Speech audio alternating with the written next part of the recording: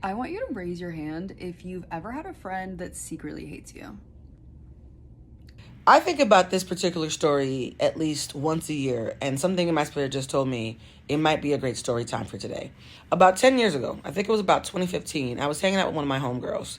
She's a super conservative, very smart girl. If she and I were still friends, though, she probably voted for... Where?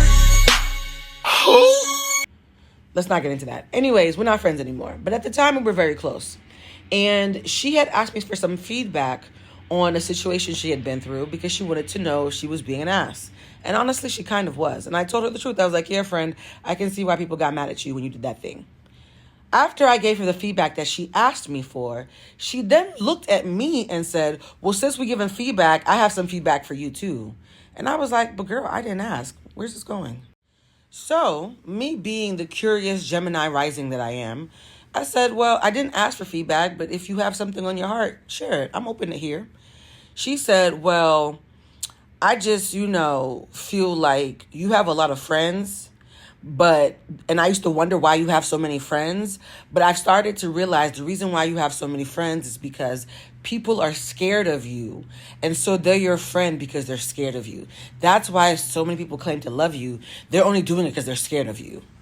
And I looked at her like, huh? Explain. A frenemy is never going to try to motivate you to achieve. They're going to always try to put you down so they can feel good about themselves. A frenemy is always going to insult you and say it's helpful feedback when it's not. She was like, well, you don't think it's wild how you can say whatever the fuck you want at all times and everybody just says, oh my God, Blue is so authentic. You don't think that's wild? And I said, no, because I am authentic. But you know what, though? I'm not going to be defensive. I'm actually curious about where this is going. Let me just ask you some questions about this premise that people are only nice to me because they're scared of me. So I said, friend, I'm completely open to hearing your feedback. I just have 3 quick clarifying questions. Am I violent? Am I someone who just goes around like molly-whopping bitches? And she starts laughing like, what? Blue, no, you're not violent. Where is this going? I said, just humor me. Question number 2. Am I a slanderous person who just goes around like lying and sabotaging people's blessings? She was like, no, you're very supportive. I'll give you that. You're very, very supportive. I said, well, am I a two-faced malicious bitch who just goes around messing things up? Am I malicious? She was like, what? No, Blue, you're not malicious. And I said, okay, so do you trust me? Be honest. And she's a Scorpio, so she did pause. She was like, no, I don't trust a lot of people, but I do trust you. I said, okay, so if I'm not malicious, I'm not slanderous, and I'm not violent, and you trust me, why are you claiming that people are scared of me? What exactly are they scared of? You know what she said to me? She said, you're the only friend I have that before I talk to you, I have to stop and think about what I'm going to say. Because I know if I say something that's disrespectful or out of turn or inaccurate or unfair, you're probably going to note it and say something and not let me talk to you crazy. You're the one friend who I have to think when I speak to you because I can't talk to you just any old way. And I said, yeah, that's called respect. And that's the moment when it hit me. She was so accustomed to being allowed to be disrespectful and nasty to people without consequence that the fact that she had finally made a friend who commanded her to move with respect and actually think before she spoke, showing respect was such a foreign concept to her intellectually that she had conflated it with fear. And that was a massive mind shift for me.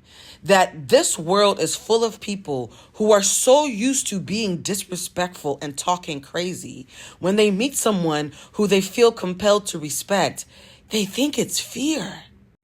And I'm going to make a confession. Up until that point, I was one of those Black women who was constantly in fear of being intimidating, right? But that conversation with her, when I realized that the bar for intimidation was so low based on people's bullshit and had nothing to do with me, that's the moment when I realized the only person who's going to be intimidated by their inability to manipulate me is a manipulator. The only person who's going to be annoyed that they can't talk shit to me is a shit talker. The only person who's going to be frustrated that I can't be controlled is a control freak. And you know what? I'm okay with that. Now let's fast forward 10 years later. It's last week, the day after my birthday, and Bridget and I are driving through Boston. And me and my sister were in the back, and we mentioned the friend from the story. Me and this girl are no longer friends. And once my sister and I mentioned her, my mind went right back to her. And I said something to the effect of, yeah, because she always found me loud and scary. And Bridget looked at me and said, what? That's not you at all. My friend, who I talk to almost every day, who, like, we have lived with each other in houses for weeks at a time, who's seen me with cramps, crying over boys, going through it. My friend who knows me well looked at me and said, Blue, you're not scary at all. What are you talking about? A part of my heart really melted with joy when she said that, because it made me realize I've gotten to a place in my life where I no longer have friends who find me scary, because I no longer have friends who are trying to manipulate me. So somebody who feels envious of you ends up befriending you. And consciously, they may not be even aware of that. They think, well, I do want to like them. But unconsciously, they feel envy. They think that you have success that you don't necessarily deserve, that you have what they want. Right? They become your friend and they charm you, et cetera, et cetera. And then lo and behold, you start noticing all kinds of behavior that's very ugly that you weren't expecting because they're your friend. They start saying bitchy comments that get under your skin, that make you feel insecure. They take things from you. They act in ways that are hurtful.